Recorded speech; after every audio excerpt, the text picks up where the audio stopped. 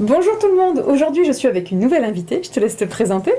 Bonjour, je m'appelle Émilie Druet, je suis consultante en périnatalité et en développement de l'enfant. Ce qui veut dire que je m'occupe des enfants de 0 à 10 ans dans tous les domaines qui peuvent les concerner. Et je prépare aussi à l'accouchement physiologique, et donc une partie destinée aux parents bien évidemment. Je travaille principalement donc, sur les réflexes archaïques, sur la naissance physiologique, l'oralité et tout ce qui est motricité. Ce sont vraiment mes 4 gros cœurs d'intervention, et tout ce qui va concerner le développement de l'enfant. Très bien, aujourd'hui on va parler des réflexes archaïques. Émilie, alors qu'est-ce que c'est ? Alors, les réflexes archaïques, en fait, c'est un petit programme génétique qu'on a chacun en soi en tant que petit être humain, qui apparaît quand on est une petite crevette dans le ventre de maman et qui s'active au moment de notre naissance. Et ce petit programme nous aide à aller découvrir le monde parce qu'on n'est qu'un pauvre petit bébé, on n'a pas beaucoup de muscles, on n'a pas de moyens de se déplacer. Et donc, ces réflexes sont là pour faire des choses à notre place. Si je vois quelque chose d'un côté, ma tête, ma main vont faire des choses automatiquement. Et puis à force de découverte et d'enrichissement, eh bien, ils vont disparaître au profit d'actions volontaires. Parce que évidemment, si je continue toute ma vie à tourner la tête d'un côté et qu'il se passe un truc, oui. Ça va être un peu pesant au bout d'un... Surtout en classe, j'imagine bien. Et voilà, exactement.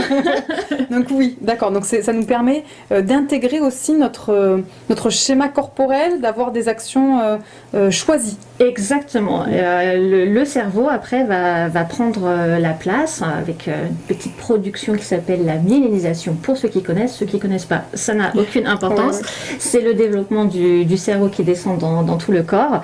Et là, on va savoir exactement quoi faire et choisir si on veut tendre le bras, avancer le pied, se réfugier parce qu'on a peur, sursauter ou pas, et contrôler tout ça.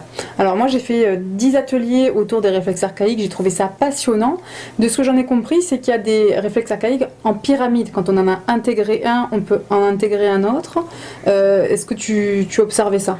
Alors, il y en a pour certains qui ont une chronologie, on va dire. Donc, c'est mieux d'avoir celui qui est effectivement en premier dans la chronologie pour empiler les autres par-dessus.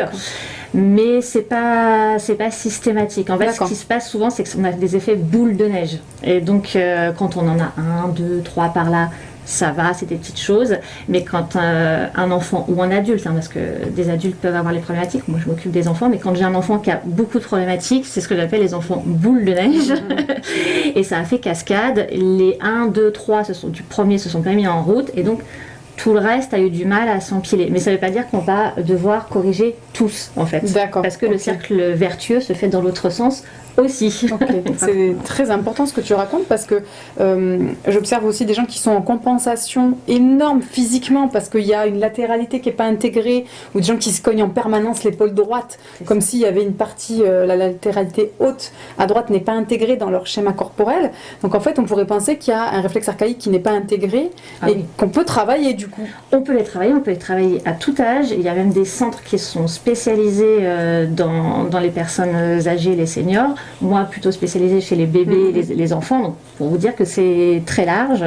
Je suis en train de me spécialiser aussi sur les femmes enceintes. Donc, tout le monde, tout âge. D'accord. Donc, il y a des tests à faire et en fonction de ça, après, il y a des propositions de remodelage pour l'acquisition des réflexes archaïques. C'est bien ça ? C'est le bon vocabulaire. On fait des tests.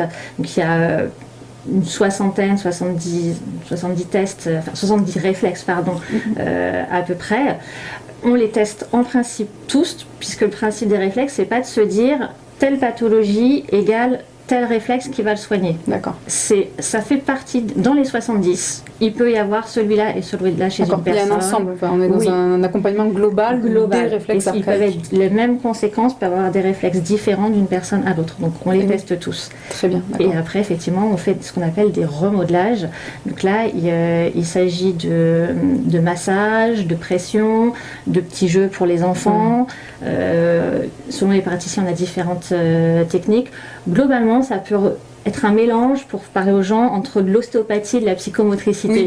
Oui. J'en ai fait sur mon fils qui avait un souci justement avec, je crois que c'était les RTAC, où quand il tournait la tête, il tournait forcément le bras.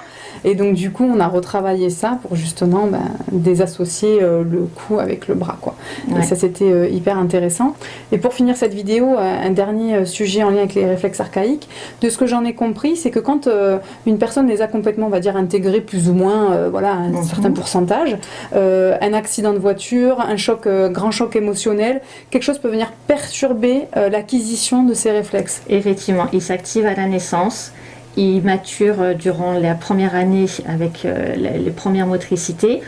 Si la motricité se fait bien, ils se mettent en sommeil.